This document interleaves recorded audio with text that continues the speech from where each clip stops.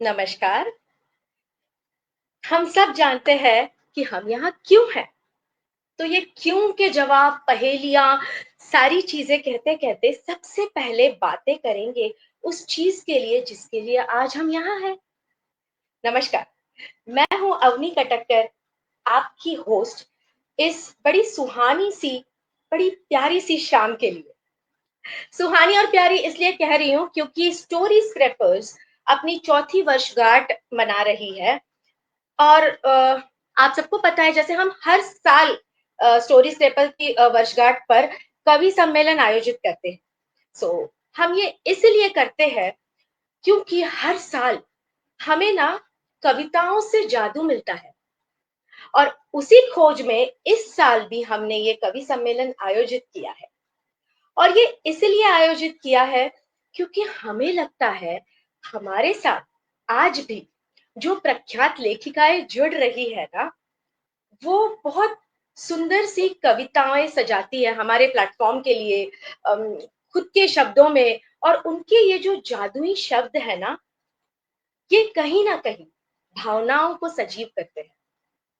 तो जैसे हम अंग्रेजी में कहते हैं ना, सेलिब्रेशन ऑफ लाइफ, वैसे आज हम करने वाले हैं सेलिब्रेशन ऑफ पोएम्स, कविताओं का त्योहार, जहां हम कविताएं मनाएंगे, कविताएं गाएंगे। मुझे इतनी अच्छी कविताएं आती नहीं है, मैं शौकिया तौर पे कविताएं फरमाती हूँ। पर आज जो हमारे साथ जुड़ने वाली है, वो, उनको आप पहले से जानते हो, पर मैं उनके बारे में बस दो लाइनें कहकर उन्हें बुलाना चाहती हूँ। तो जो हमारे साथ सबसे पहले जुड़ रही है ना, वो एक ऐसा व्यक्तिमत्व है जो किसी को भी अपनी तरफ आकर्षित कर सकता है, क्योंकि उनकी वो ना ही सिर्फ एक लेखक है, एक कवयित्री है, पर एक ऐसी इंसान है जो हर किसी को इंस्पायर करती है कुछ अच्छा करने के लिए। वह दुबई से जुड़ रही है हमारे साथ। उन्हें कई सारे मंचों पर सम्मानित किया गया है उनके साहित्यिक कार्यों के लिए, बल्कि सिर्फ साहित्यिक कार्यों के लिए ना सही, पर उनके जो सामाजिक कार्य जो वो करती है लोगों के लिए, उसके लिए भी उनकी कई सारी रचनाएं, कई सारी मंचों पर उन्हें सेलिब्रेट किया गया है। और उनके बारे में जितना कहूँ उतना कम इसलिए है क्योंकि वो एक द्विभाषीय लेखक है। जितना सुंदर वह हिंदी में बातें करती है ना, उतनी ही प्यारी कविताएं, पोएम्स वो इंग्लिश में भी लिखती है। तो आज हम मिलते हैं ये एक सम्मानित व्यक्ति, मतलब जो मुझे पर्सनली बहुत इंस्पायर करती है, जिनका नाम है निशा टंडन जी, जो हमें दुबई से ज्वाइन कर रही है। Yes, welcome Nisha ji. I hope she is there. Yes, hello नमस्कार अवनी, निशा माय जी। गॉड, इतना प्यारा इंट्रोडक्शन दिया। मेरे को लगा किसी और के बारे में बोल रही, जब दुबई बोला तो समझ नहीं आया नहीं, सही हूँ। You are so amazing that मैं आप चारों का जब इंट्रोडक्शन दे रही हूँ, मुझे खुद को बहुत ज्यादा वो फील हो रहा है, कॉन्शियस फील हो रहा है कि how do I put you people in words. आप लोग बहुत ही उम्दा काम कर रहे हैं एंड हर एक फील्ड में कर रहे हो। I can see that. तुम तुम कितनी खूबसूरत खुद हो कि तुम्हारे शब्द भी उतने ही खूबसूरत हैं। एंड रियली थैंक यू मेरे को याद करने के लिए। आजकल थोड़ा सा मैं कम लिखती हूँ, लेकिन तुमने देखा होगा बहुत काम अदरवाइज भी चल रहा है, तो मुझे बुलाने के लिए really I am grateful to you, really. और स्टोरी स्क्रैपर से आप बहुत पहले से जुड़ी हुई है, तो हमारे लिए ये बहुत सम्मान की बात है कि आपने हमारे लिए इतने बिजी शेड्यूल में से भी वक्त निकाला। Thank you dear, thank you so much. तो अब जो अगली लेखिका हमारे साथ जुड़ने वाली है, वो है ना, कैसे बताऊं, बड़ी चुलबुली सी है।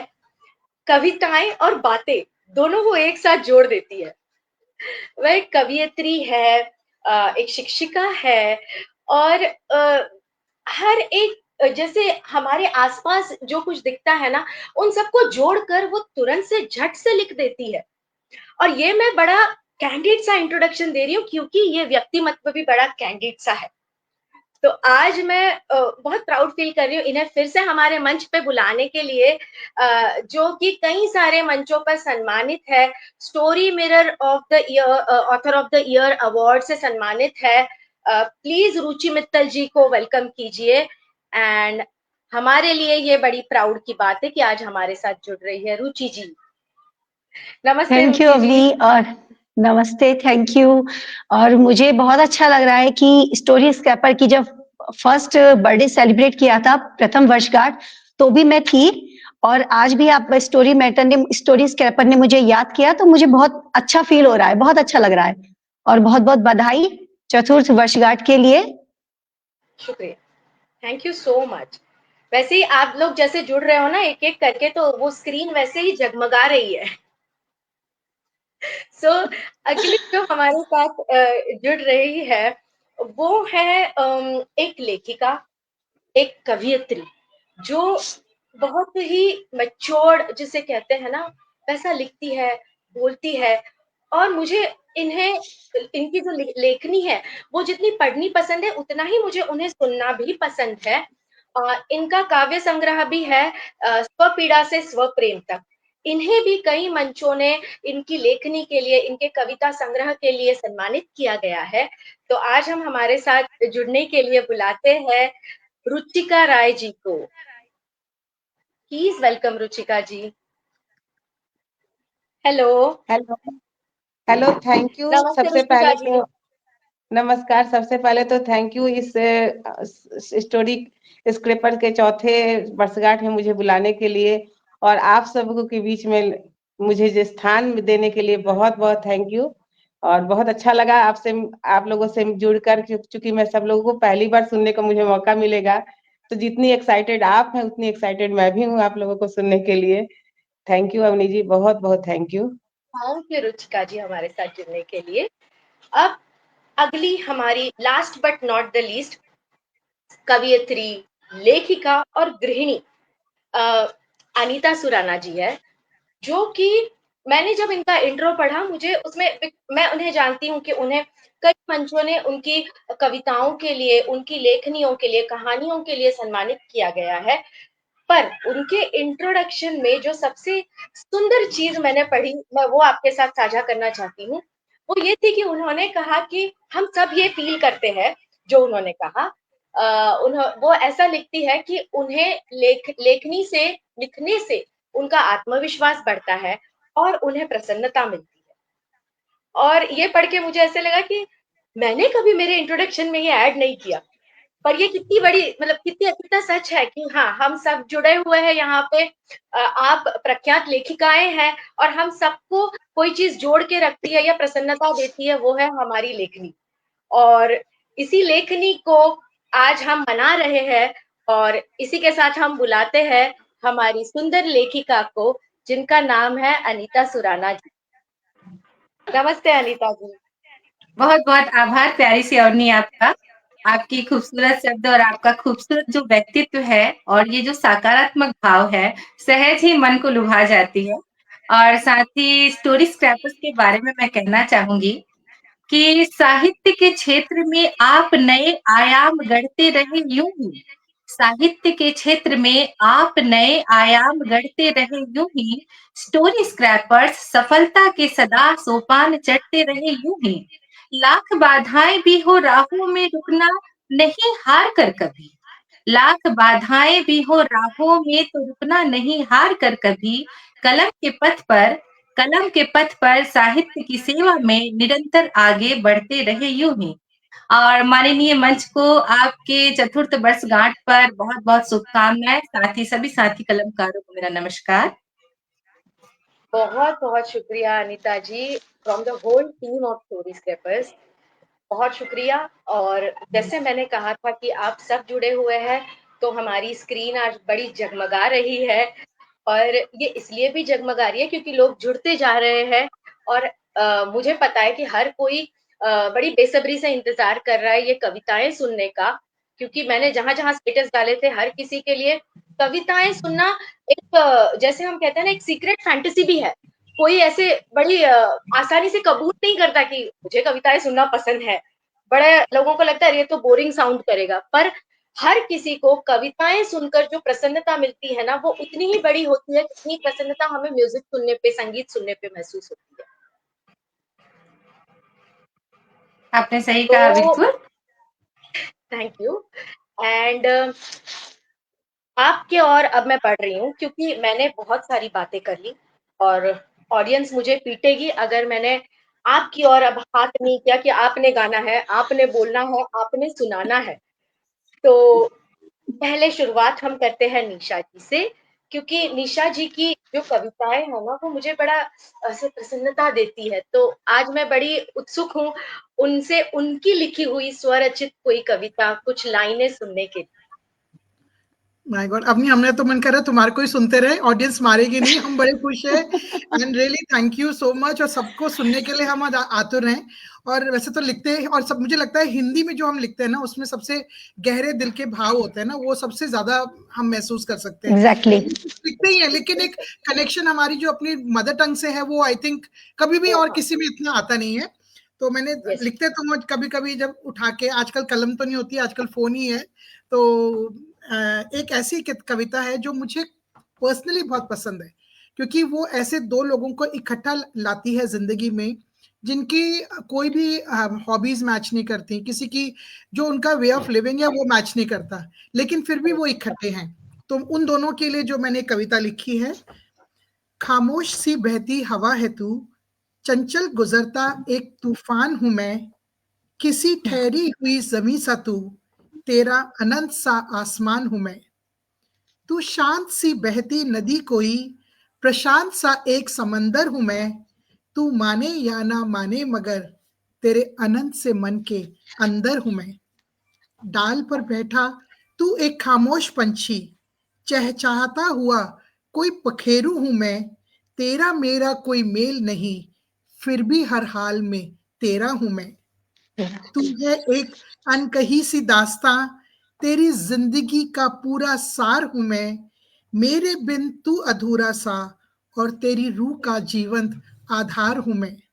और कुछ आखिरी पंक्तियां, वक्त का ठहरा हुआ कोई लम्हा तू, उस लम्हे का एहसास हूं मैं। जब और कोई नहीं करीब तेरे, तुझे मुकम्मल करने तेरे पास हूं मैं। बहुत सुंदर, बहुत सुंदर। थैंक बहुत यू सो सुंदर, मच। ये बहुत दो लोग सुंदर। होते हैं, और कभी एक राह पे चलते नहीं है, बट साथ होते हैं। बिल्कुल, बिल्कुल। और ये हम सब फील कर पा रहे थे, बिकॉज़ हर कोई इस मुकाम पे आता है, हर किसी ने ये एक्सपीरियंस किया हुआ है जो आप बोल रहे थे। Thank you. बहुत ही सुंदर, बहुत सुंदर निशा जी, धन्यवाद। और आगे बढ़ते हैं। और मैं इसीलिए आगे तुरंत बढ़ रही हूँ, बिना बीच में टांग अड़ाए, क्योंकि मैं चाहती हूँ कि ये जो माहौल बन रहा है ना, वो ऐसे ही बना रहे, ये समा ऐसे ही बना रहे, इसीलिए। तो आगे बढ़ते हैं, हम चलते हैं रुचि जी के पास। और रुचि जी, सुनते हैं कि रुचि जी हमें क्या सुनाने वाली है। सबसे पहले तो मैं स्टोरी स्क्रैपर्स को बधाई देते हुए 4 पंक्तियां बोलना चाहती हूँ कि बरस हुए हैं 4, बरस हुए हैं 4, दुआ है 100 हो एक दिन। बरस हुए हैं 4, दुआ हो 100 हो एक दिन। स्टोरी स्क्रैपर्स के खुशहाल हो पल छिन। खुशबू तुमने फैलाई गीतों गजलों की, खुशबू तुमने फैलाई गीतों गजलों की। महके ये सुंदर सी बगिया यूं ही निस दिन, महके ये सुंदर सी बगिया यूं ही निस दिन। तो एक बार फिर से बहुत बहुत बधाई। और बहुत मैं बहुत एक छोटी सी गजल पेश करना चाहती हूँ। और गजल से पहले मैं 2 लाइन गजल के बारे में छोटी सी 2 लाइन बोलना चाहती हूँ कि जरा सा कह जो देते तुम मोहब्बत है, जरा सा कह जो देते तुम मोहब्बत है, अजी कुछ और जीने का बहाना मिल गया होता। अब मैं गजल अपनी शुरू करती हूँ। मोहब्बत के वही नगमे सुना एक बार देना तुम, मोहब्बत के वही नगमे सुना एक बार देना तुम, कि मुझसे प्यार है कितना बता एक बार देना तुम। शरारत तेरी आंखों की मुझे मदहोश करती है, शरारत तेरी आंखों की मुझे मदहोश करती है। शरारत भर के नजरों में सता एक बार देना तुम, शरारत भर के नजरों में सता एक बार देना तुम कि मुझको प्यार है कितना, बता एक बार देना तुम। नजारे ही नजारे हैं जहां में जिस तरफ देखो, नजारे ही नजारे हैं जहां में जिस तरफ देखो, नजारों में तुम हो पता एक बार देना तुम, नजारों में मगर मैं हूँ बता एक बार देना तुम कि मुझसे प्यार है कितना, बता एक बार देना तुम। गगन में चांद क्यों फीका लगे मुझको बताना ये, गगन में चांद क्यों फीका लगे मुझको बताना ये, मेरा चेहरा कभी उसको दिखा एक बार देना तुम, मेरा चेहरा कभी उसको दिखा एक बार देना तुम कि मुझसे प्यार है कितना, बता एक बार देना तुम। फकत मैं धुन पे बंसी की किसी कमली सी नाचूंगी, फकत मैं धुन पे बंसी की किसी कमली सी नाचूंगी, मुझे बंसी की धुन पे बस नचा एक बार देना तुम, मुझे बंसी की धुन पे बस नचा एक बार देना तुम कि मुझसे प्यार है कितना, बता एक बार देना तुम। निभाना वस्ल के वादे लिए मुझको निगाहों में, निभाना वस्ल के वादे लिए मुझे को निगाहों में, मोहब्बत में खुदा मुझको बना एक बार देना तुम, मोहब्बत में खुदा मुझको बना एक बार देना तुम कि मुझसे प्यार है कितना, बता एक बार देना तुम। और अंतिम शेर है कि भले ही लड़ झगड़ हमले रुचि हर बात पर यूं ही, भले ही लड़ झगड़ हमले रुचि हर बात पर यूं ही, गले फिर प्यार से मुझको लगा एक बार लेना तुम, गले फिर प्यार से मुझको लगा एक बार लेना तुम कि मुझसे प्यार है कितना, बता एक बार देना तुम, मोहब्बत के वही नगमे सुना एक बार देना तुम। धन्यवाद। बहुत बहुत बहुत बहुत सुंदर। मैंने माहौल की बात की और आपने समा बांध दिया। धन्यवाद। बहुत ही सुंदर। हमारी ऑडियंस भी साथ साथ में बहुत एंजॉय कर रही है, सबको बड़ा मजा आ रहा है और कोशिश करते हैं कि और समा बांधा जाए और मजा आए, सब एंजॉय करें। और इसी सोच के साथ आगे बढ़ते हैं और आगे सुनते हैं हम रुचिका जी को। रुचिका जी, आप क्या पेश कर रही है आज? मैं एक छोटी सी कविता अपनी पेश कर रही हूँ जिसमें हर किसी को अपनी तलाश होती है, और इसी शीर्षक को लेते हुए मैंने लिखा है स्वयं की तलाश। स्वयं में ही स्वयं का अक्स तलाशती, स्वयं में ही स्वयं का अक्स तलाशती, जिंदगी के जंग में जीतती हारती, भटकती रही आकांक्षाओं और सपनों बीच, भटकती रही आकांक्षाओं और सपनों बीच, ईश्वर की हर रजा को सदा स्वीकारती, ईश्वर की हर रजा को सदा स्वीकारती, बचपन की चंचलता को भुलाती मैं, यौवन की चपलता को सुलाती मैं, जिंदगी के हर मुकाम को में गंभीरता से अपनी ही भूमिका को करीने से निभाती मैं, सीख ली अपने जीवन में एक रेखा, खींच ली अपने जीवन में एक रेखा, जिसे नहीं कभी किसी ने था देखा, जिसे नहीं कभी किसी ने था देखा, अपनों को खुश रखने की कोशिश में कर दिया स्वयं को हर बार मैंने अनदेखा, कर दिया स्वयं को हर बार मैंने अनदेखा, आईने में दिया जब मेरा चेहरा दिखाई, आईना में दिया जब मेरा चेहरा दिखाई, स्वयं को मैं स्वयं ही पहचान नहीं पाई, स्वयं को मैं स्वयं ही पहचान नहीं पाई, एक हंसमुख सी रुचि नहीं दिख रही थी कहीं, एक हंसमुख सी रुचि नहीं दिख रही थी कहीं, वहां पर एक उदास छवि थी नजर आई, वहां पर थी एक उदास छवि नजर आई, फिर लगा ये क्या से क्या हो रहा है।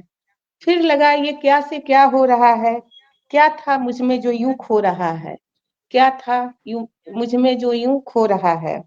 डाली नजर नजर स्वयं पर, फिर मैंने ये पाया, डाली नजर स्वयं पर, फिर मैंने ये पाया, जज्बा ये जीने का चुपके से सो रहा है, जज्बा ये जीने का चुपके से सो रहा है। फिर थी मेरे मन ने एक जिद थी ठानी, फिर थी मेरे मन ने एक जिद ठानी, बेपरवाह होकर है मुझे अपनी पहचान बनानी, बेपरवाह होकर है मुझे अपनी पहचान बनानी।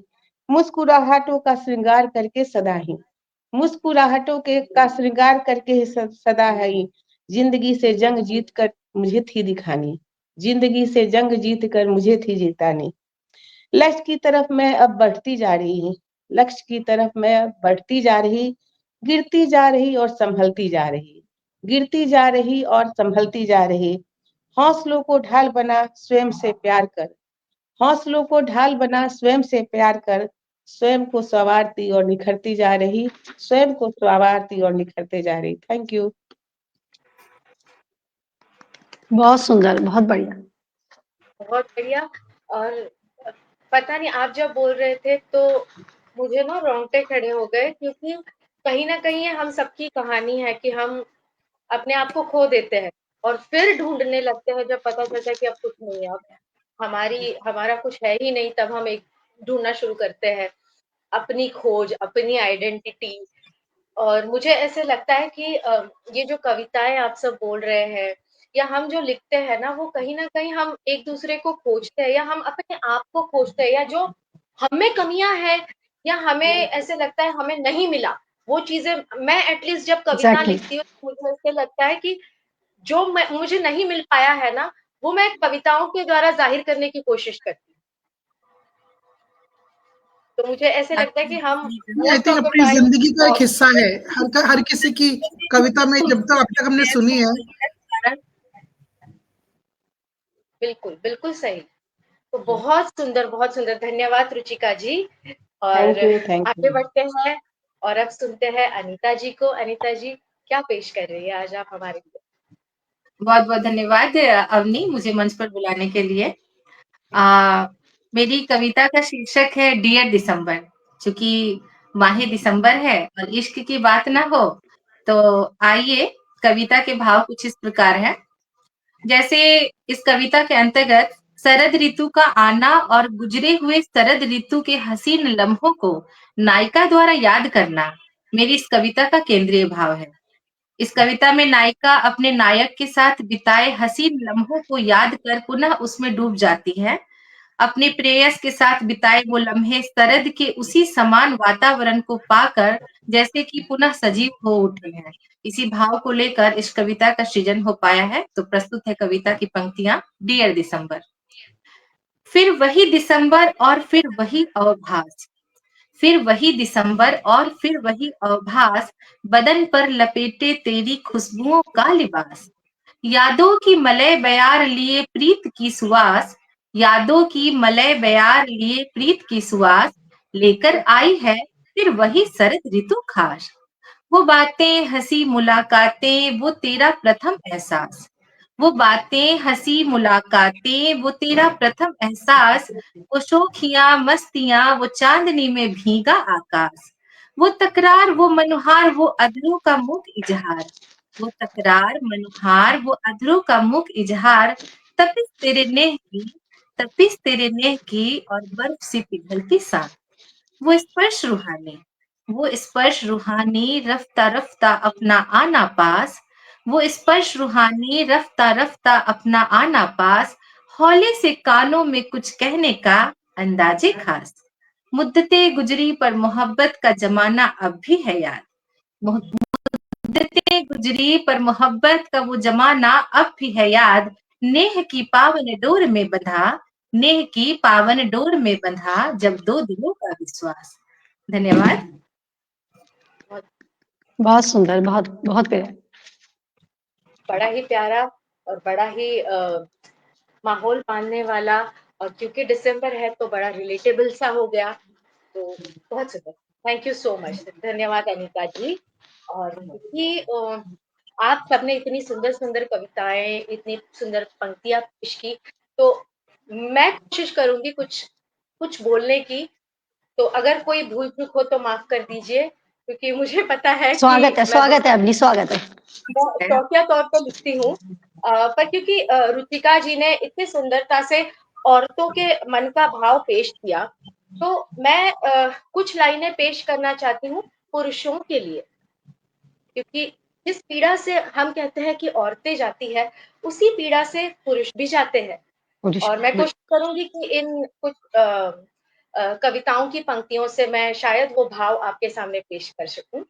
तो स्वागत है। मेरी शुक्रिया, मेरी लाइनें ऐसी है कि उसके कंधे पर दुनिया का बोझ है, उसके कंधे पर दुनिया का बोझ है, सपनों की जगह अक्सर त्याग की सोच है, सपनों की जगह अक्सर त्याग की सोच है, दिल के जख्म भी वो सहता है चुपचाप। हम सबको पता है, हमारे पापा हो, भाई हो, पति हो, कई बार दिल के जख्म भी वो सहता है चुपचाप, फिर भी बना रहता है घर का आधार।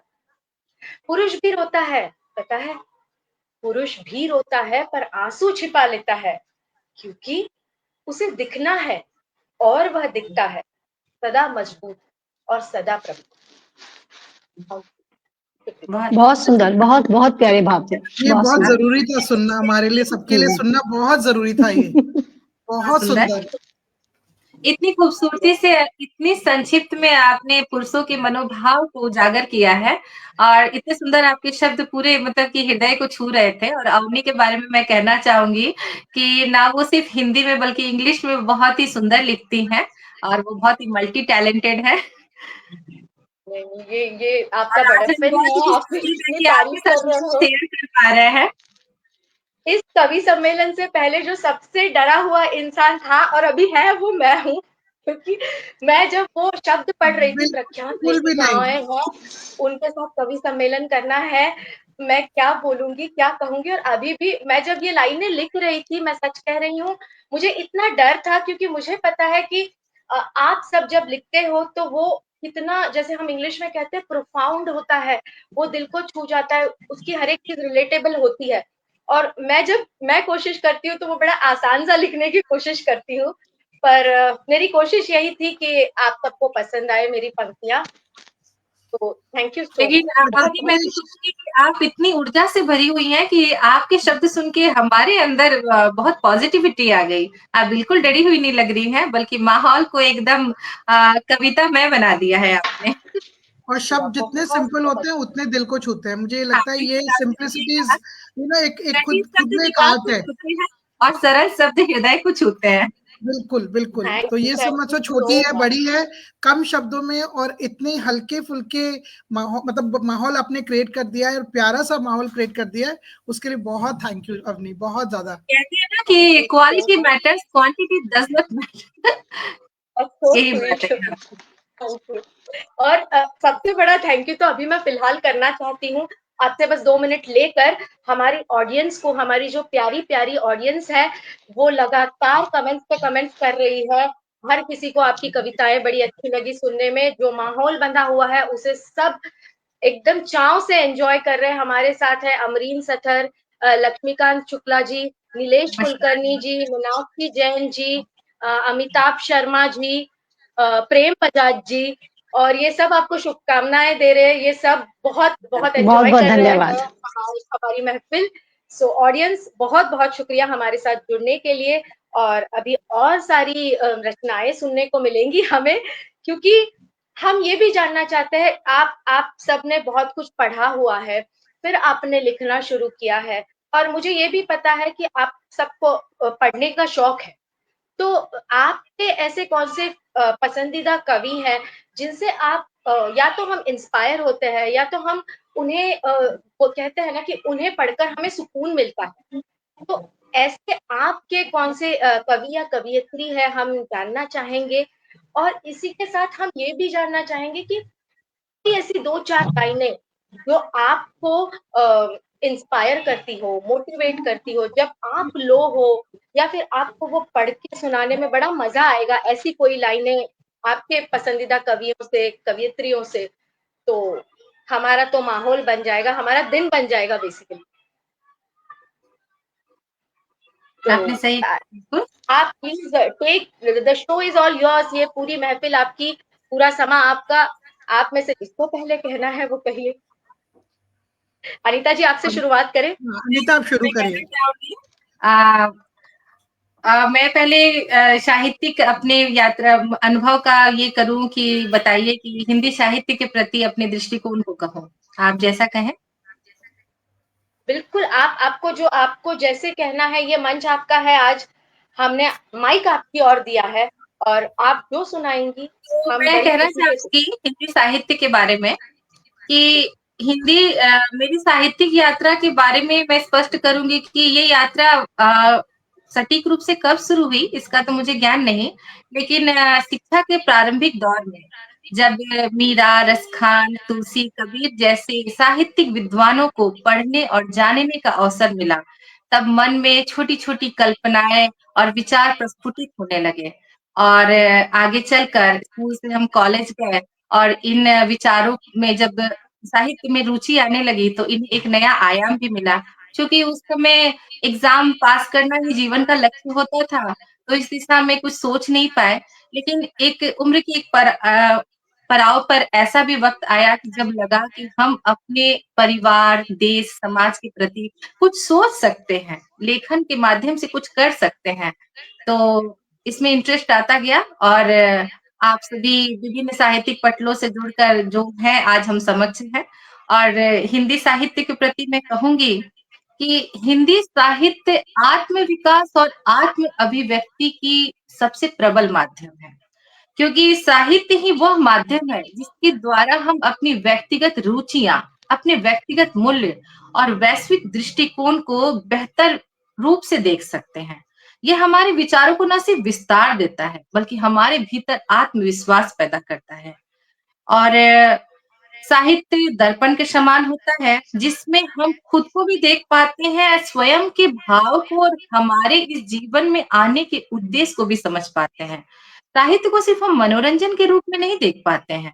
ये हमें एक वैकल्पिक दुनिया में ले जाता है, जो प्रेरणात्मक होने के साथ-साथ हमारे व्यक्तिगत पसंद को भी बताता है। साहित्य ने मनुष्य के इतिहास को संरक्षित रखने में अहम भूमिका निभाई है। हिंदी साहित्य के द्वारा भारत के प्राचीन और आधुनिक इतिहास को, विभिन्न संस्कृति और सभ्यता को और हम भली-भांति समझ सकते हैं। हिंदी साहित्य ने न सिर्फ राष्ट्रीय और अंतर्राष्ट्रीय स्तर पर एकता और सद्भावना को बढ़ावा दिया है, बल्कि जीवन की विविधता, विचार, दर्शन और जीवन के अर्थ और उद्देश्य को समझने में ये प्रेरक है। हमारे भारत की विभिन्न सांस्कृतिक जड़ों और परंपराओं से इसने हमें जोड़ा है। और अंत में मैं कहूँगी कि हिंदी साहित्य कलात्मक और सौंदर्यात्मक होने के साथ-साथ इसने हमारे पौराणिक और धार्मिक ग्रंथों जैसे कि रामायण और महाभारत से जनजीवन का परिचय कराया है, जिनके मूल्यों को हम आज आत्मसात कर पाए हैं। बहुत-बहुत धन्यवाद।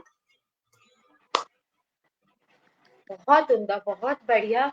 और मैं ना कहीं पे ये नोट करना चाहती थी, जब आप बोल रही थी कि साहित्य जो है वो सिर्फ मनोरंजन के लिए नहीं है, वो प्रेरणात्मक है। बहुत सही कहा। अनीता ने हमारी सबकी तरफ से इतना कुछ बहुत ही गहराई से सब कुछ हमको बता दिया है। थैंक यू अनीता, रियली बहुत सारी अच्छी बातें आपने कही अपने उसमें शब्दों में। बिल्कुल, बिल्कुल।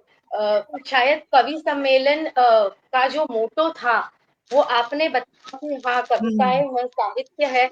इसे हम सिर्फ मनोरंजन के दृष्टिकोण से नहीं, हमें इसे एक प्रेरणात्मक दृष्टिकोण से भी देखना चाहिए। आप मतलब ये कह सकते हैं कि poetry is the beauty of soul in the form of words. Well said, yes, बिल्कुल, बिल्कुल।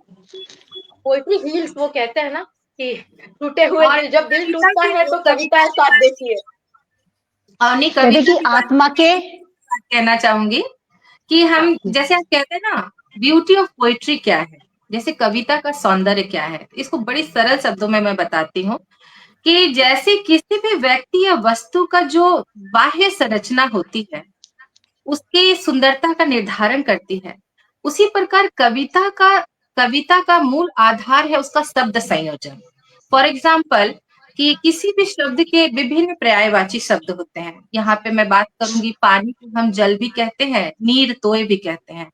लेकिन इस कवि को ये समझना बहुत आवश्यक होता है कि अगर पंक्ति के अंदर हमें गंगा जल लिखना है, वहां पे हम गंगा पानी लिख देते हैं, तो कविता का सौंदर्य बिल्कुल भंग हो जाता है। इसी प्रकार कविता में भावों का बहाव होना चाहिए, क्योंकि जिस प्रकार नदी रुक रुक के बहती है, तो वो उसकी वो धारा में रुकाव आ जाता है। नदी को भी एक ढाल चाहिए निरंतर बहने के लिए, तो कविता में बहाव का होना बहुत जरूरी है।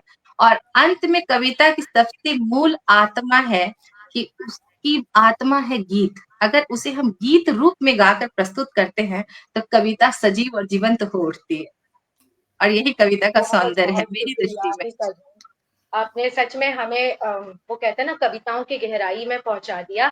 और इसी के साथ हमारे कमेंट्स में एक चीज है, नीलेश कुलकर्णी जी जो एक बहुत ही प्रख्यात लेखक है, जिन्होंने कई सारी भाषाओं में पुस्तकें लिखी है, वो कहते हैं कि साहित्य हमें जीवन को देखने का नजरिया देता है।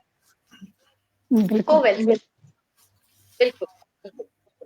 तो अभी जब कुछ गले में आकर अटकता है, जब कुछ गले में आकर अटकता है और आंखों की जमी जो है नम होने लगती है, तब ढूंढते हैं हम कागज की गोद में सहारा, और कलम की भीगी स्याही में बह जाता है भावनाओं का सैलाब। और रूह की बेचैनी को तब करार आता है जब कागज पर कुछ लिखा जाता है और हर अक्षर में हमारा प्रतिबिंब होता है। लफ्जों के बीच में हम सांस लेते हैं और कविता, फिर हमारी कविता तैयार होती है। कविता हमारी सांस लेती है और दिल से निकलकर शब्दों में आ जाती है कविता। बिल्कुल सही। मैं केवल एक लाइन में ये बोलना चाहती हूँ कि मनुष्य का जीवन जो है ना, मनुष्य का जीवन पाना भाग्य की बात है, और कवि का जीवन पाना सौभाग्य की बात है। वाह, ये लाइन वो जैसे मैं इंग्लिश में कहूंगी, I am going to steal this line. बहुत अच्छी लाइन थी, बहुत खूबसूरती से लिखा है रुचि। और मैं और नहीं कहना चाहूंगी, एक बहुत ही फेमस कहावत है कि जहां ना पहुंचे रवि, रवि मतलब सूरज, वहां पहुंचे कवि। चलिए, अगर आपको इजाजत दे, तो मैं ही अपने पसंदीदा कवि की सबसे पहले रचना सुना देती हूँ। आप ही के पास आ रही थी, मैं कह रही थी जब आपने किया है तो हाँ जी, वो इस समय दर्शक भी बने हुए हैं, अमिताभ शर्मा जी जिनका भी आपने नाम लिया, तो ब्लेस्ड पर्सन है वो, क्योंकि गोपाल दास नीरज जी जो आप जानते हैं कितने बड़े कवि हैं, वो गोपाल दास नीरज जी रहे हैं, तो उनके सानिध्य में 14 साल इन्होंने बिताए हैं अमिताभ शर्मा जी। तो इनके लिए पहले 4 लाइन मैं बोलना चाहती हूँ कि धड़कते दिलों की धड़क जीत लेगा, महकते दिलों की महक जीत लेगा, अगर जोर यूं ही कलम का चला तो जमी क्या वो फलक जीत लेगा। तो मैं इन्हीं की एक रचना प्रस्तुत करने जा रही हूँ अपने पसंदीदा कवि की। सुनिएगा कि जिंदगी के एक अधूरे ख्वाब ने नींद आंखों से न जाने दी कभी, एक नन्ही आस आंखों में लिए, जीत का विश्वास सांसों में लिए, मौत से भी हो निडर लड़ता रहा, कर्म पथ पर पग सदा बढ़ता रहा, एक पल को भी निराशा की निशा लक्ष्य पर अपने न छाने दी कभी। जिंदगी के एक अधूरे ख्वाब ने नींद आंखों में न आने दी कभी, जोश था ऐसा गगन को चूम लूं, बन पवन धरती है सारी घूम लूं, वक्त की धारा का रुख भी मोड़ दूं, चांद सूरज को धरा से जोड़ दूं, आस का जो दीप दिल में था जला, ज्योति उसकी बुझ न जाने दी कभी, और जिंदगी के एक अधूरे ख्वाब ने नींद आंखों में न आने दी कभी। चेतना ने लक्ष्य निर्धारित किया, ध्येय तब उड़ने भी ये साधित किया, बज उठा था तब बिगुल विश्वास का, एक समंदर की हृदय में प्यास का, प्रेरणा की एक महकती सी कली, हाँ हृदय में मिट न जाने दी कभी। जिंदगी के एक अधूरे ख्वाब ने नींद आंखों में न जाने दी कभी। काल की पर भावना कुछ और थी, क्रूर विधि की कामना कुछ और थी, चाहते जितनी भी थी सब ढह गई, अश्रु बन के आग से सब बह गई, वक्त के चाबुक की निर्मम चोट ने फूंक भी दिल से न जाने दी कभी, और जिंदगी के एक अधूरे ख्वाब ने नींद आंखों में न जाने दी कभी। चाल नियति की उसे जब छल गई, ख्वाहिशों की सब चिताएं जल गई, वो सिसक कर मन ही मन सब सह गया, रेत के घर की तरह वो ढह गया, टूट कर बिखरे हुए उत्साह ने मुस्कुराहट फिर न आने दी कभी, जिंदगी के एक अधूरे ख्वाब ने नींद आंखों में न आने दी कभी। हार कर बैठा हुआ है देखिए, वो जो कहता था गगन को चूम लूं, बन के झोंका कह रहा था जो कभी, क्यों ना मैं ये धरती सारी घूम लूं, टूट कर बिखरे हुए उत्साह ने मुस्कुराहट फिर न आने दी कभी, जिंदगी के एक अधूरे ख्वाब ने नींद आंखों में न आने दी कभी। और अंतिम पंक्तियां हैं, हौसला टूटे तभी तो हार है, चोट खाना वीर का श्रृंगार है, जब तलक है आदमी के दम में दम, तब तलक बढ़ते कदम जाए न थम, गिर के उठने के पुनः प्रिय विश्वास ने छोड़कर बाजी न जाने दी कभी, जिंदगी के एक अधूरे ख्वाब ने नींद आंखों में न आने दी कभी, जिंदगी के एक अधूरे ख्वाब ने नींद आंखों में न आने दी कभी। बहुत सुंदर रचना और बहुत सुंदर प्रस्तुतिकरण। ये अमिताभ शर्मा जी की लिखी हुई। जी जी, हम अमिताभ जी के लिए भी प्लीज लाइक बहुत बहुत शुक्रिया। पहले तो आपने उनकी कविता पढ़ी, amazing I would say, and क्योंकि अमिताभ जी जुड़े हुए भी है, कमेंट्स में लगातार कमेंट्स कर रहे हैं, तो we are blessed. Story Scrapers team की ओर से बहुत बहुत धन्यवाद अमिताभ जी और रुचि जी आपको, क्योंकि आपने इतनी सुंदर कविता उनकी हमें सुनाई, हमें इंस्पायर किया, प्रेरित किया, जैसे अभी अनीता जी ने कहा। जी, मोटिवेशनल कविता है कि कभी हारना नहीं है और हार के कभी रुक जाना नहीं है। बिल्कुल, थैंक यू सो मच। और इसी के साथ आगे बढ़ते और जानते हैं निशा जी से कि उनकी पसंदीदा कवियत्री कौन है, उनकी कुछ लाइनें बिल्कुल सुनना चाहेंगे। Thank you so much. इनको सुन के तो इतने बहुत ज्यादा मोटिवेट हो गए हम। तो जैसे कहते हैं ना, हर कवि की कोई ना कोई एक जर्नी होती है, तो आई थिंक हम सब में एक कवि है। मुझे ये लगता है कि हम लिखने का तरीका अलग है, कोई लय में लिखता है, कोई नहीं लिख पाता है, लेकिन अपने आप को एक एक्सप्रेस करने के लिए कुछ सबके पास कुछ ना कुछ थॉट्स होते हैं। और हमारी तो I think inspiration started from home only. My dad rights very well, मतलब वो अभी 80+ हैं, लेकिन कोई भी ओकेजन घर में होता है, किसी भी बच्चे का कोई लैंडमार्क ईयर होता है, कुछ भी अचीवमेंट होता है, हमारी 25th एनिवर्सरी कुछ भी हुआ, तो एक फ्रेम करके कविता हमारे पास आती ही है। एंड आई थिंक उससे बड़ा मतलब मोटिवेशन या फिर इंस्पिरेशन लाइफ में कोई हो नहीं सकता। यस, अगर आपके पेरेंट्स आपको इस तरह से, ये कितनी खास बात है कि वो मतलब हर किसी के बर्थडे पे, एनिवर्सरी पे कविताएं लिख के भेजते हैं, इससे ज्यादा प्रेम करके बकायदा, और साथ में वो प्रेजेंट करते हैं और पढ़ते हैं। मतलब हिम्मत भी देखिए कि आपको खड़े होकर पूरी कविता पढ़ के देनी है। तो I think he is my inspiration. उनसे हमने सीखा है, जो थोड़ा बहुत लिखना सीखा है। लेकिन मैं आज जो पढ़ूंगी, मुझे लगता है कि हमारे सबके कोई ना कोई फेवरेट कवि या कवित्री रहे हैं। हिंदी में तो बहुत ही हैं। मुझे कुमार विश्वास जी बहुत पसंद है, हरिवंश राय बच्चन जी बहुत पसंद है, लेकिन मैंने आज जो चूज किया वो अमृता प्रीतम जी। आई थिंक हम सब में कहीं बहुत सुंदर, कहीं ना कहीं एक हिस्सा उनका है, हम सब में, बिल्कुल। तो मैं बहुत रिलेट कर पाती हूँ उनकी कविताओं से।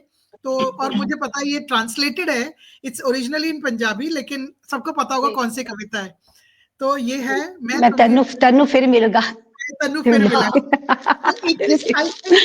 आई थिंक बोलते ना, एक प्यार का जो अल्टीमेट मुझे बोलता है ये ना, ये क्या बोलते हैं कि एक लाइक बाइबल गीता हमारी जैसे होती है ना, वो ये है, ये कविता है कि अधूरा इश्क है उनका, we all know her story, लेकिन उन्होंने कितने सुंदर जज्बात अपने शब्दों में, और सिंप्लिसिटी कुछ भी नहीं है। अगर पढ़ोगे तो आप एक just you can keep reading, there is, उन्होंने जैसे आपने कहा बड़ी सिंप्लिसिटी से कहा है। तो ये एक चीज है कि जब अमृता प्रीतम जी की ये कविता सुनती हो ना, तो मतलब दिल टूटा हुआ नहीं है, फिर भी वो महसूस होता है कि अरे कुछ तो गलत हुआ है, कुछ तो गलत हुआ है। उतना वजन है उनके शब्दों में, मतलब अधूरा रहा लेकिन फिर भी मुकम्मल हो गया। आप सोचो इस कविता के थ्रू, इस माध्यम से। तो मैं बस मुझे रुचि आपके जैसे पढ़ना नहीं आता, लेकिन मैं कोशिश पूरी करूंगी। मैं तुम्हें फिर मिलूंगी, कहा किस तरह नहीं जानती, शायद तुम्हारे तखैल की चंगारी बनकर तुम्हारे कैनवस पे उतरूंगी, या शायद तुम्हारे कैनवस के ऊपर एक रहस्यमय रेखा बनकर खामोश तुम्हें देखती रहूंगी, या शायद सूरज की किरण बनकर तुम्हारे रंगों में घुलूंगी, या रंगों की बाहों में बैठकर तुम्हारे कैनवस को पता नहीं कैसे कहां पर तुम्हें जरूर मिलूंगी, या शायद एक चश्मा बनी होंगी और जैसे झरनों का पानी उड़ता है, मैं पानी की बूंदे तुम्हारे जिस्म पर मलूंगी और एक ठंडक सी बनकर तुम्हारे सीने के साथ लिपटूंगी। मैं और कुछ नहीं जानती, पर इतना जानती हूं कि वक्त जो भी करेगा, इस जन्म मेरा साथ चलेगा। यह जिस्म होता है तो सब कुछ खत्म हो जाता है, पर चेतना के धागे कायनाती कणों में के होते हैं। मैं उन कणों को चुनूंगी, धागों को लपेटूंगी और तुम्हें मैं फिर मिलूंगी। फिर मैं तुम्हें मिलूंगी। फिर मिलूंगी। जरूर मिलूंगी। सो दिस इज लाइक, बोलते ना, अधूरा है पर मुकम्मल है इस कविता के थ्रू। बिल्कुल बिल्कुल। जब भी सुनते हैं ये एक, हर कोई अपने पर्सपेक्टिव से मुझे पता नहीं, हाँ आप सबने नोटिस किया है कि नहीं, मैं ऑडियंस से भी ये सवाल करना चाहूंगी कि ये कविता जब भी कोई कवियत्री या कवि पढ़ता है ना, अपने पर्सपेक्टिव से पढ़ता है। देखिए, शब्द अमृता प्रीतम जी के होते हैं, लेकिन जज्बात वो खुद पे डालता है। मैं एक एक चीज कहना चाहूंगी, ये श्वेता मल्होत्रा, उन्होंने ये कविता पंजाबी में पढ़ी थी और मैं बोल रही हूँ उस दिन के बाद मुझे ये और अच्छी लगने लगी, क्योंकि जिस तरह से उन्होंने पढ़ी है ये इज अमेजिंग। या यू सेड माय वर्ड्स। मैंने भी ये कविता फर्स्ट टाइम श्वेता से ही सुनी थी, एंड जब हाँ, श्वेता जी का वो वीडियो आया था मेरे पास, शायद वो सेव्ड है वो वीडियो, बिकॉज मैंने वो कई सारे फ्रेंड्स को भेजा था और मैंने और लूप ट्राई पे किया। सुनिए, मैंने उनको लूप पे सुना है।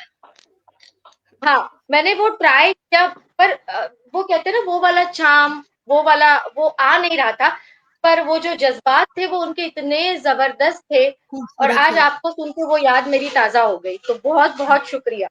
Thank you very much. हमारे साथ ऑडियंस जुड़ती ही जा रही है। अब हमारे साथ है प्रीति अग्रवाल जी जुड़ी हुई है, इंद्राणी चटर्जी जुड़ी हुई है, मीनाक्षी जी स्टार्टिंग नमस्कार से जुड़ी हुई नमस्कार। है, और आप सबके लिए वो शुभकामनाएं भेज रही है, वो बहुत ज्यादा एंजॉय कर रही है। तो आई एम सो ग्लैड, हम बहुत बहुत शुक्रिया कि आप सब जुड़ रहे हैं, सुन रहे हैं, और हमारे जो लेखिकाएं हैं, हमारी ये जो कवियत्रियां हैं, आज के जो जादूगर है, उन सबकी इतनी सारी तारीफ कर रहे हैं, इसके लिए बहुत बहुत धन्यवाद। और आगे चलते हैं और अब सुनते हैं रुचिका जी से कि उनके पसंदीदा कवि या कवियत्री कौन है। यूँ तो पढ़ने के लिए तो मैंने बचपन से बहुत सारी किताबें पढ़ी हैं, और कुछ अनफॉर्चुनेटली मैं 10th के बाद से मेरी हेल्थ इश्यूज हो गए, तो मैं कुछ दिनों के लिए मेरी पढ़ाई ब्रेक लग गई थी। तो मैंने बहुत सी या किताबें पढ़ी थी, जैसे महादेवी वर्मा जी हो, रामधारी सिंह जी हो, या फिर प्रेमचंद की उपन्यास हो, सब कुछ पढ़ा था। बट एक जो कविता मैं बचपन से रिलेट करते आई हूँ, जब मैं 7th या 8th में थी, 8th में हमारे कोर्स में वो कविता थी, और वो मुझे ओके, अभी भी बहुत अच्छी लगती है। शिवमंगल सिंह सुमन की जी की ये कविता है, जिससे जिस पथ पर स्नेह मिला। और कहीं ना कहीं अवनी जी, ये आपको भी मैं डेडिकेट करूंगी। आप लोगों से जो प्रेम मिलता है हर स्टोरी के स्क्रिप्टर से, या फिर मैं 1-2 मंचों से और जुड़ी हुई हूँ, तो उसके लिए मैं आप लोग को भी ये डेडिकेट करते हुए कविता सुनाना चाहूंगी। जिससे जिस पथ पर स्नेह मिला, उस राही को धन्यवाद। जिससे जिस पथ पर स्नेह मिला, उस राही को धन्यवाद। जीवन अस्थिर अनजाने ही, हो जाता पथ पर मेल कहीं। सीमित पगडग लंबी मंजिल, तय कर लेना कुछ खेल नहीं।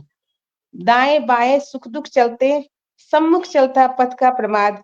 जिससे जिस पथ पर स्नेह मिला, उस राही को धन्यवाद। सांसों पर अवलंबित काया, जब चलते चलते चूर हुई।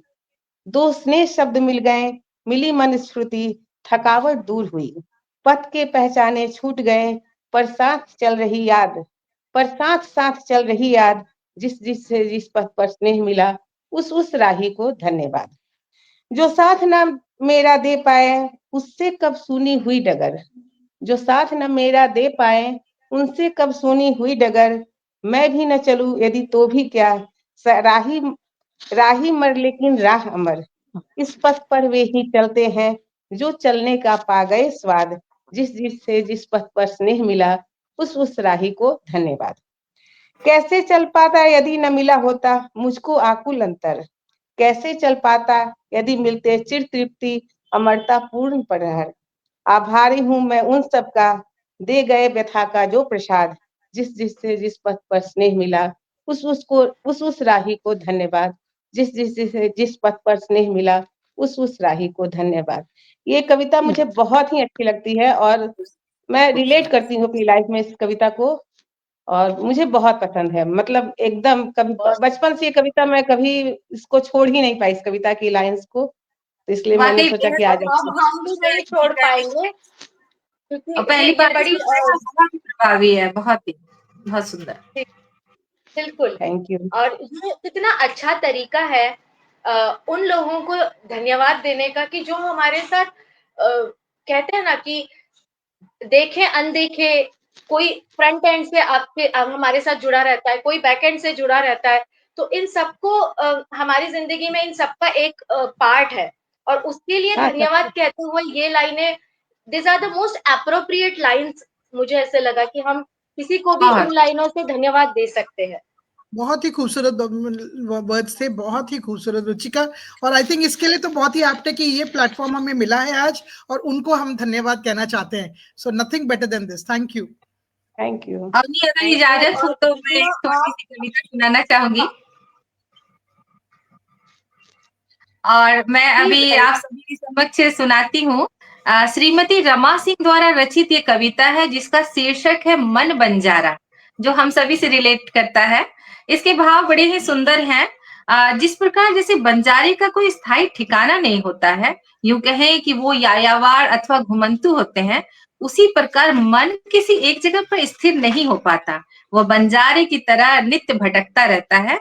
और इस प्रकार मन जब थक कर चूर हो जाता है तो पुरानी यादगार लम्हों को अपने हृदय में एक शिशु की तरह समेट लेता है। तो आइए सुनते हैं श्रीमती रमा सिंह जी द्वारा रचित कविता मन बंजारा। मन बंजारा गाते गाते थक कर कितना चूर हुआ, सपने अपने बीत रहा है पल पल को मजबूर हुआ। मन बंजारा गाते गाते थक कर कितना चूर हुआ, सपने अपने बेच रहा है पल पल को मजबूर हुआ।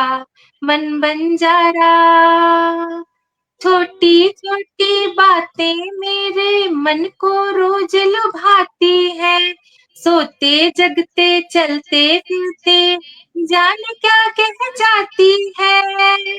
छोटी छोटी बातें मेरे मन को रोज लुभाती है, सोते जगते चलते फिरते जाने क्या कह जाती है। उसका प्यारा मौन प्रीत की, उसका प्यारा मौन प्रीत की चाहों का दस्तूर हुआ, सपने अपने बेच रहा है पल पल को मजबूर हुआ। मन बंजारा सपने तो केवल सपने हैं, मृग तृष्णा है मरुथल की, सबकी आंखों में रहती है एक कहानी बादल की। सपने तो केवल सपने हैं, मृग तृष्णा है मरुथल की, सबकी आंखों में रहती है एक कहानी बादल की।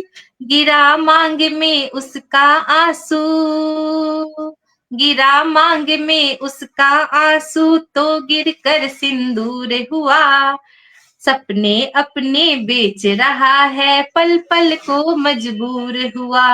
मन बंजारा। अंतिम पंक्तियां सुनिएगा। दुनिया तो है आनी जानी, कौन यहाँ रह पाया है, कड़ी धूप में ये बादल सी चलती फिरती माया है। दुनिया तो है आनी जानी, कौन यहाँ रह पाया है, कड़ी धूप में ये बादल सी चलती फिरती माया है। लेकिन जो बस गया आंख में, लेकिन जो बस गया आंख में वो सपना को ही नूर हुआ। सपने अपने बेच रहा है, पल पल को मजबूर हुआ। मन बंजारा गाते गाते थक कर कितना चूर हुआ। सपने अपने बेच रहा है, पल पल को मजबूर हुआ। मन बंजारा। धन्यवाद। बहुत सुंदर गाया आपने। बहुत हम सुंदर लोग था। हो गए थे थोड़ी देर के लिए। और इसके शब्द कितने सुंदर हैं, हम सभी से रिलेट करते और हैं। और इसकी धुन से ना मुझे वो जैसे बचपन में वो हम गाते थे ना, नानी तेरी मोरनी को, कुछ कुछ वैसी सी कुछ हाँ, और वो है ना, गाना भी, वो हाँ, वो इसकी है ना धुन वैसी थी। सितारे हाँ फूल।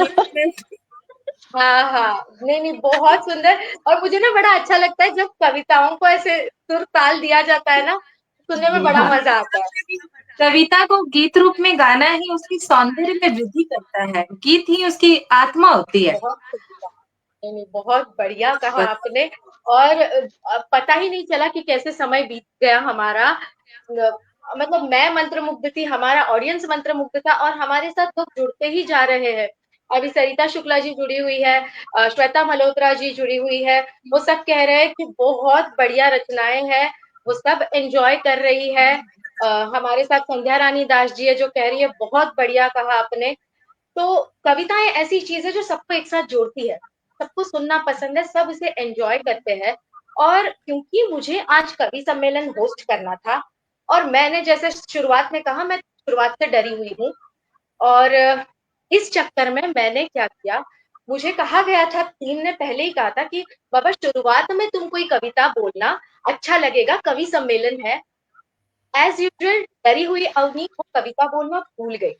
और फिर जब आप सबने कविताएं बोली तो मुझे और डर लग गया। पर क्योंकि अब हम हमारा जो ये हमारी महफिल है इसके एंड पे आ गए हैं, तो मैंने सोचा कि थोड़ी सी हिम्मत कर लूं और थोड़ा सा कुछ सुना दूं।